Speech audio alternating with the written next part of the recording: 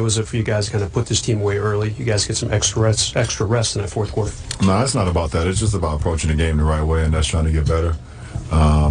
And you don't go into a game saying, let's put the game away. You go into the game saying, let's follow the game plan, and if that happens, then you do that. So, we played some good basketball throughout 48 minutes and got a good win. Yeah, what'd you like out there tonight? I think we just paid attention to detail in our game plan. I think offensively, once again, having over 30 assists is huge for our ball club. Everyone felt, involved, on the offensive end. Our bigs were amazing. JaVale and Dwight, they controlled the interior, both offensively and defensively, and everybody else chipped in. And individually, you went into the game knowing you had to be aggressive right from the start? Well, with AD being out, knowing I'm going to have to, had to pick up the load a little bit offensively, but just trying to set the tone early in the game and see if my shot was going, and it was, and just trying to be aggressive on that side. And it didn't surprise you to see how your teammates were feeding off you? No, I mean, coming off a back-to-back, it's very easy to kind of, go into the dull stage or feel a little tired. So, let the group know that I wasn't. And see if they was going to feed off of that, which they did. What resonated when you evaluated that Toronto game and then talked about moving the ball side to side and the assists have followed these last two games? I mean, it's very important. And, I was watching film and seeing we had opportunities in that Toronto game to make extra passes. Even though we had some good looks, we had opportunities to have great looks. And we knew that we're very good when we're moving the ball and the ball's getting from one side to another, and we've been able to do that the last two games. Is 30 the number that you like to see? Team? No, I mean, I don't know. I mean, that's Is it a number? No.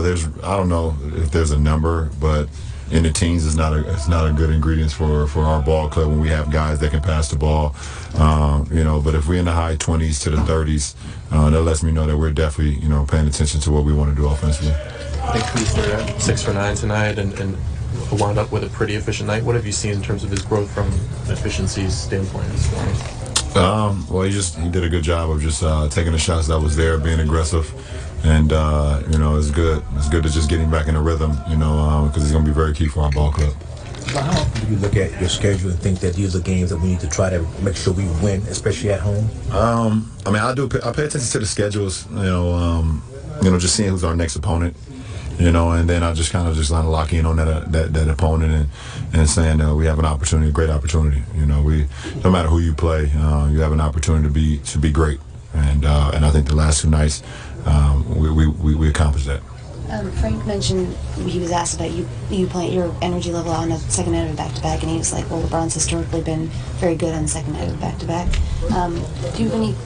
Why is that for you? You think? Because we don't have shoot around. I get to sleep in. So on Friday, should there not be shoot around? No, because it's not a back-to-back, so it's a different. Trying to help you. I know, but I don't want to get in trouble by Frank. LeBron, they've changed so much of their roster, but is there something just kind of weird about playing a game against Golden State like that? Not when you're in it.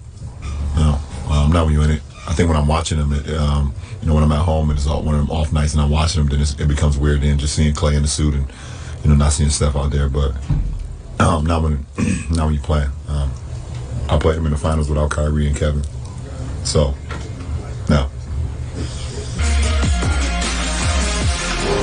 Final score, 120-94. The Lakers are now 9-2 this season, best in the Western Conference.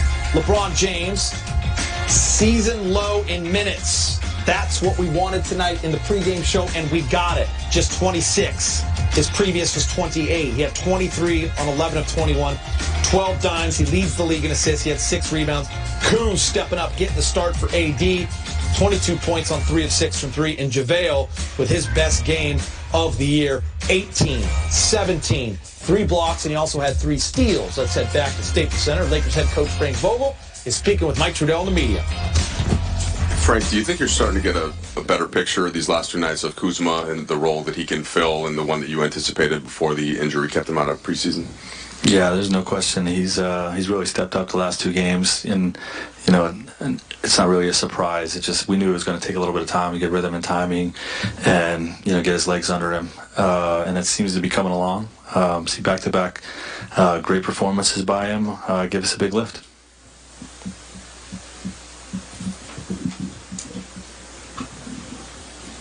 Frank, it's the second night of a back-to-back. You're playing a team with not the best record, and LeBron's in year 17. He comes in, sets the tone, has a strong game. What does that do for your group to have him show that type of commitment in a game? Otherwise, some people might sit out or rest. Yeah, well, historically, he's played really well on the second night of back-to-backs, and he was terrific early. We're really the whole night, but for him, like you said, to come in and set the tone for our group with regard to the importance of this game and how we're going to play and how we're going to approach it. Everybody else followed the lead and really competed. We know Golden State is undermanned, but you still have to go out and play with energy and execute and perform. And LeBron set the tone for our whole team with that.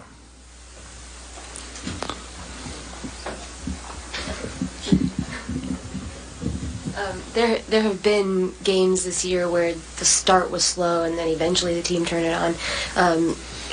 Given all the circumstances that Dave just described, was it nice to see them sort of keep the foot on the gas and be able to get an easy win for the first time really this season? Yeah, it's been a while since we had one like that, and I welcome it.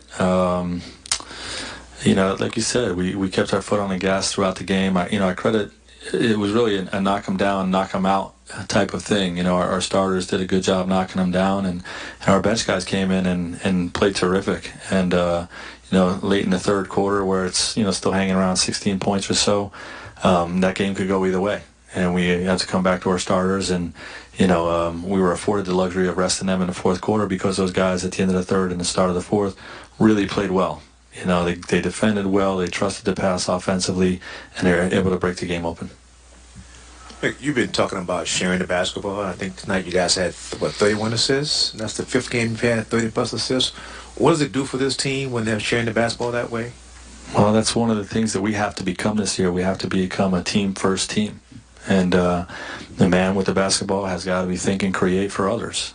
And when that happens with the type of firepower that we have on a team, the game becomes easy, and I really believe that if we commit, to that mindset of sharing the basketball, truly sharing the basketball every time down, and we commit to the defensive end of the court, we're going to be able to reach our goals, and we're going to have a terrific season. Is that the number that you have in mind, like in the average? I was 25, but I might have to change it.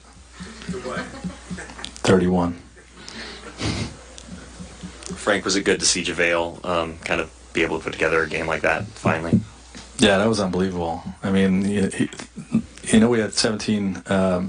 18 points, 17 rebounds, but he has 3 blocks, 3 steals. Really led the care factor with protecting the rim for our defense. And, both of those guys, Dwight and JaVale, have had back-to-back really strong nights.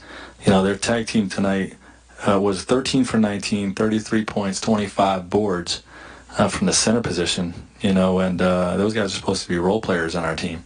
So kudos to them. They were both terrific, in particular with JaVale's numbers that he put up. But, those guys have been great for us all year.